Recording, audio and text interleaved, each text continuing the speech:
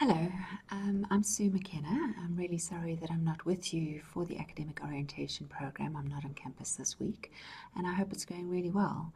I'm going to chat to you for about 5 or 10 minutes, and then I'm going to end with a few questions around this notion of engaged research. Let me first tell you a little bit about myself. I am the CHERTL coordinator of the PhD program in higher education studies. CHERTL's got a very vibrant PhD program. We've got about 30 PhD scholars and about 5 pre-docs. And these scholars are all academics like yourselves from universities across South Africa and further afield.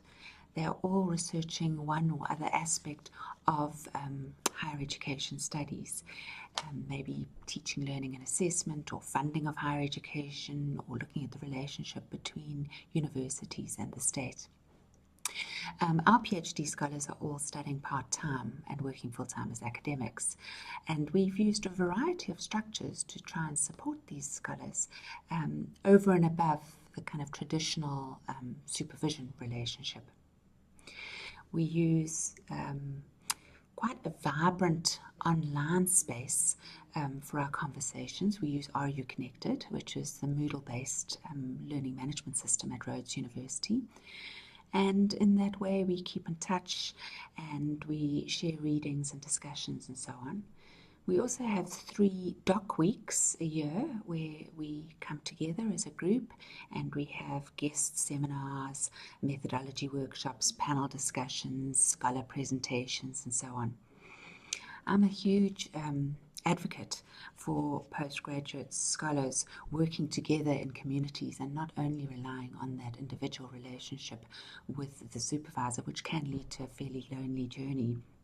In fact, a lot of the research on postgraduate supervision in South Africa suggests that one of the reasons, certainly it's only one, but one of the reasons for low participation and throughput rates is because of a high reliance, particularly in humanities and social sciences, a high reliance on that traditional master-apprentice model.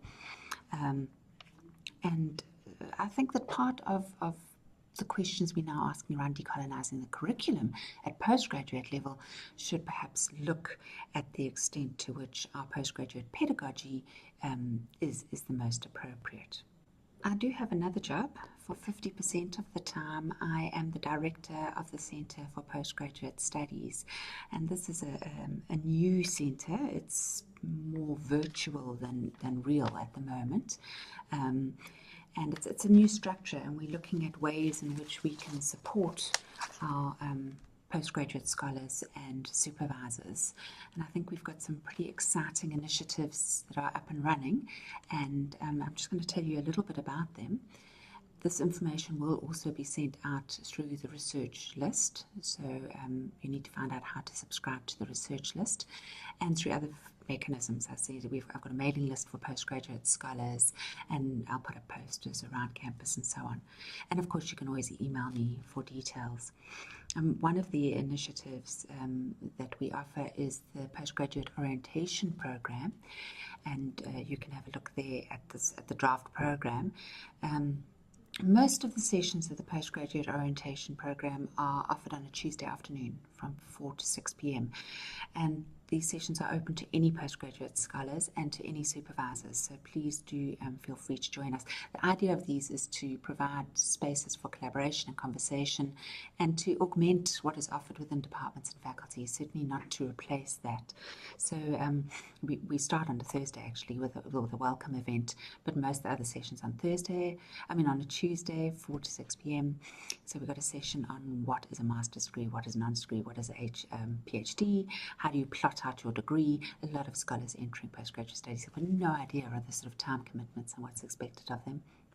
We then have a session which looks at a kind of a history and philosophy of science and where the different disciplines fit in, so that these scholars get a sense of where they are contributing. We've got a session on ethics, we've got a couple of sessions in the library, a session on developing research question, an all-day workshop on writing development that's repeated, so scholars can see what day suits them. A session on working with quantitative data. There's a popular session on how to manage your supervisor, in which we look at supervision agreements. It's a session in which very experienced supervisors will speak about their experiences and so on. We also do have plans to continue this program in the second semester, but we haven't decided on the topics yet. So if, we'll get feedback from people and see what they want, or if any of you have got any suggestions of what you think would be good cross-faculty sessions, I'm very keen to hear from you. Other Centre for Postgraduate Studies initiatives that we've got planned are the 3-minute thesis competition. Some of you might be familiar with this international competition. And we're quite excited to get that going at Rhodes University with some nice prizes and so on. Scholars get just 3 minutes to kind of explain the gist of their research in a way that speaks across disciplinary borders. Writing circles, we've had those in the past. We're extending them very greatly this year. These are kind of informal tutorials focused on pieces of writing, but they are run by peers. So we've got PhD scholars who are tutors. We're busy hiring them at the moment, and they will run these writing circles. And as in the past, the Centre will offer writing retreats to postgraduate scholars, writing for publication workshops, and Pomodoros in the Park, which are sort of fun activities of getting people to work together in botanic gardens and focus on their own research. The Centre will also offer the Strengthening Postgraduate Supervision course in 2017. This is a national course that's actually it's a collaboration between a number of South African universities, and Rhodes is one of those, and it's been offered 45 times across South Africa. And it's a short course. It is accredited, so you get certified for those of you who successfully complete the course, and it really it provides a space to really engage with what supervision is all about as a pedagogy, and what supervisors need to know, and it provides a space of support for those supervisors. It's also recognised as an elective module for the postgraduate diploma in higher education. So those of you who are interested in doing CHERTL's PGDHE, you can do this course as the elective module. You can, as I say, it's a national program, so you can go onto the website, postgraduatesupervision.com, and you can find out a whole lot more. I'm going to talk to you just very briefly to round off this idea of engaged research. I think it means quite different things to different people, so I thought I'd just provide you with a few questions. What I'm asking you in these questions is to consider this notion of engaged research from a few different perspectives. I've suggested 4, but in fact I'm sure there are even more.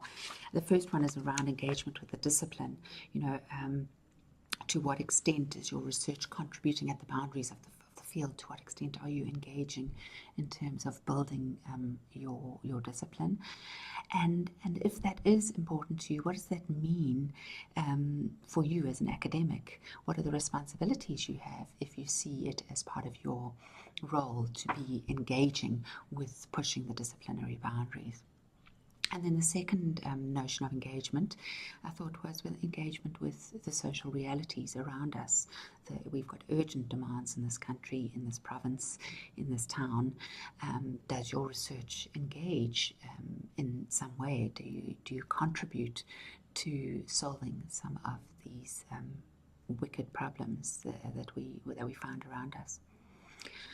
Third thing is, of course, are you engaged? Do you feel committed and passionate? I don't think academic salaries are enough to put in the hours that we put in. So there's got to be something more. There's got to be some sense that you are doing something that's fulfilling to you, that's cognitively enjoyable, that's stimulating in some way. So does your research engage you? And then fourthly, I thought around engagement with our students, whether they are postgraduate or undergraduate. How does your teaching at an undergraduate and a postgraduate level foster this engagement with research? And then, having looked at those 4 questions, you might want to have a look at last few broad questions, and I'm going to ask whoever's facilitating the session if you get an opportunity to jot down any responses. I'd really love to hear them. I'm very sorry I can't be there. So the last few questions are these. we know that Rhodes University is a research-intensive university according to a whole lot of criteria around research outputs. We're one of 5 or 6, depending on your definition, one of 5 or 6 research-intensive universities in South Africa. So what are the implications for you, new academics coming into a research-intensive university? How might being in a research-intensive university benefit undergraduate students? I think it's quite obvious how research-intensive universities might benefit academics and postgraduate students. I think it's worth thinking a bit about how the research-intensive nature of Rhodes University might be maximised to the benefit of undergraduate students. A bit of a challenging question. I'm very committed to research, but I'm very aware that research is entwined with all sorts of other commitments and responsibilities. So I thought you might want to spend a minute or two chatting to the person next to you about what your current research projects are and what your concerns are about how you're going to manage the research project responsibilities and time requirements alongside all your other commitments in your new posts at Rhodes University. Those of you who are busy doing postgraduate studies at the moment, I would like, Sue McKenna, the Director of Postgraduate Studies, I'm asking you in that role, what kind of support would you like to get from a Centre for Postgraduate Studies? And then those of you who are supervising postgraduate scholars, again, is there any particular support that you can think of now that you believe that this emerging Centre for Postgraduate Studies might be able to provide you with? Thanks very much for watching this video. I hope that the questions stimulate a bit of discussion, and I look forward to meeting you all in person. Bye.